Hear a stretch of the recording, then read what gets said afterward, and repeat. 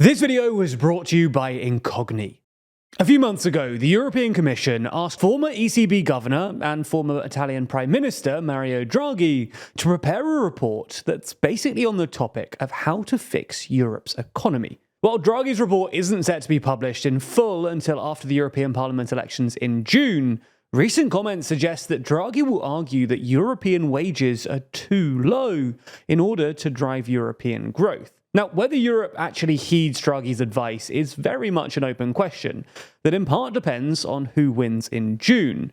But it's nonetheless interesting that one of the key architects of austerity has performed what looks like a bit of a U-turn. So in this video, we thought we'd take a look at the economic challenges facing Europe, Draghi's proposed solutions, and his argument for higher European wages.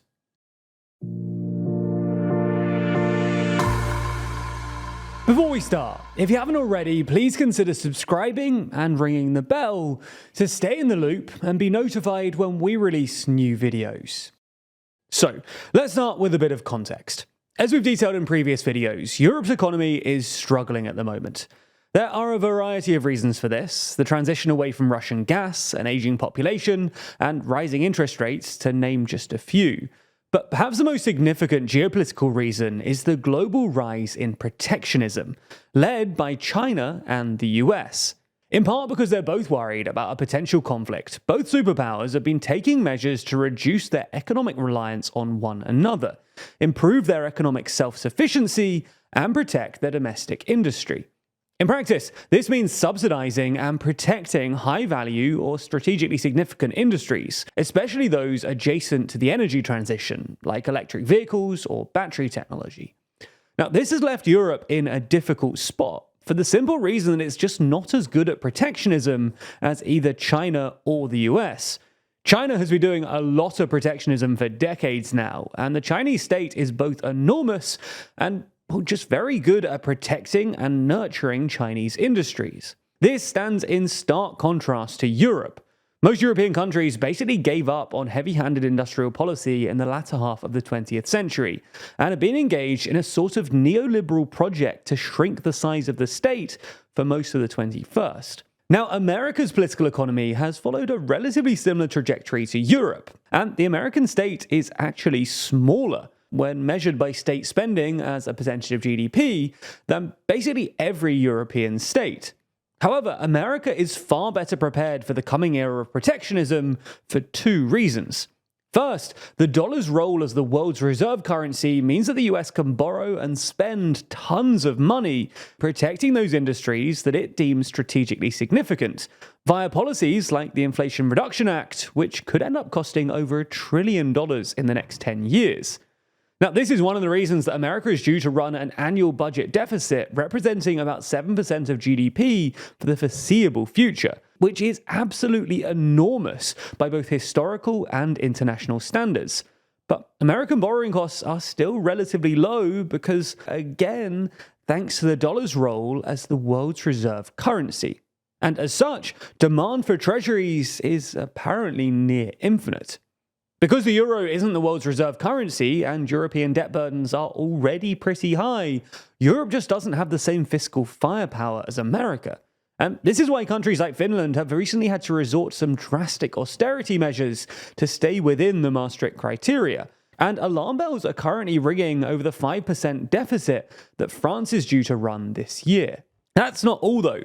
Secondly, the US is also endowed with abundant natural resources, especially when it comes to hydrocarbons, meaning that economic self-sufficiency is just more feasible for the US than it is for Europe. Just take a look at oil, for instance, which is still foundational to most developed economies. It's an underappreciated fact that thanks to both the shale revolution and the coordinated production cuts by OPEC+, America is actually the largest oil producer in the world right now.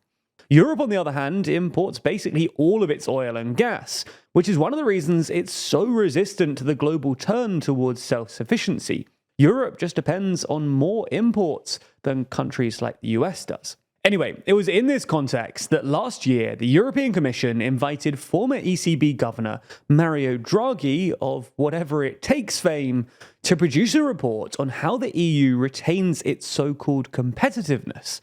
In other words, how it survives the rising tide of protectionism in its two largest trading partners.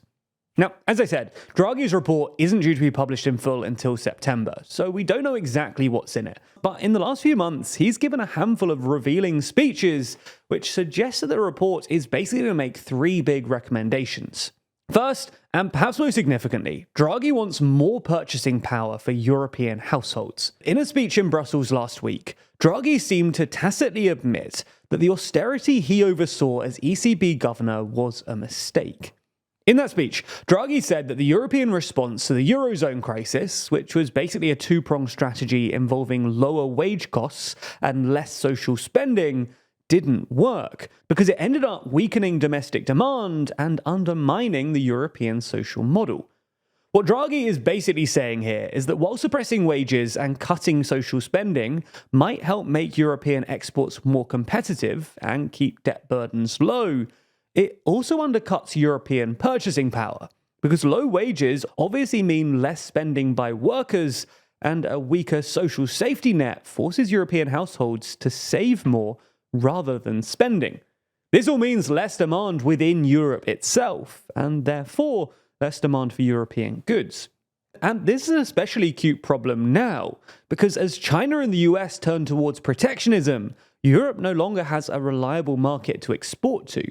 So it needs its domestic market more than ever. Secondly, Draghi also wants better intra-European cooperation in certain sectors, including, perhaps most notably, defense and infrastructure. Draghi's basic point here is that national projects are just inefficient, and Europe can't afford this. Defense is a particularly good example. While it's politically contentious for obvious reasons, it would probably be more efficient if European countries coordinated on their defense spending, because they could all buy the same systems and invest in different parts of the military. At the moment, however, joint procurement accounts for less than 20% of spending, and the vast majority of all spending is on non-European systems. And the third thing that Draghi wants is a more active European state, to compete with the protectionist policies that we're seeing in the US and China. What this means in practice isn't clear, but for reasons described earlier, it will almost definitely require a lot more money. This is perhaps why a couple of months ago, Draghi gave a speech in Ghent to a bunch of European finance ministers where he called for more common debt, i.e. more borrowing at the European level, in order to address the various challenges facing the EU. Ultimately, while it's an open question whether European policymakers heed Draghi's advice, it's clear that Europe needs some drastic changes if its economy is to prosper in this new era of protectionism. While you've been watching this video, you might not have realized that shady forces in the background are trying to collect your personal data from various sites, bundle it together, and sell it to a third party. These data brokers can then sell your information to anyone, from a company to an online criminal. Now, you might assume that you're always safe online. Perhaps you regularly change your password, or even unsubscribe from those annoying email newsletters that you never even remember signing up for. But unfortunately, this doesn't always save you. Companies that hold your data can still fall victim to a data breach, meaning that these data brokers can still compile all of your information and sell it on to others. The good news is that you have a right to protect your privacy and request that data brokers delete your personal information. But the bad news is that it would take you years to do it manually. And even then, you'd need to repeat this process every few months as data brokers continue collecting your data. Luckily though, this is where our sponsor Incogni comes in. Incogni reaches out to those data brokers on your behalf, requests that your data is removed, and deals with any problems that might arise. Even more, Incogni is persistent and will put in multiple data removal requests even after your data has been removed to ensure that it doesn't go back on the market. So create an account with our link in the description, grant Incogni the ability to work on your behalf, and sit back as they make you safer. Plus, if you use our link, you'll get an exclusive 60% off an annual Incogni plan. Thanks for checking it out, and thanks to Incogni for sponsoring this video.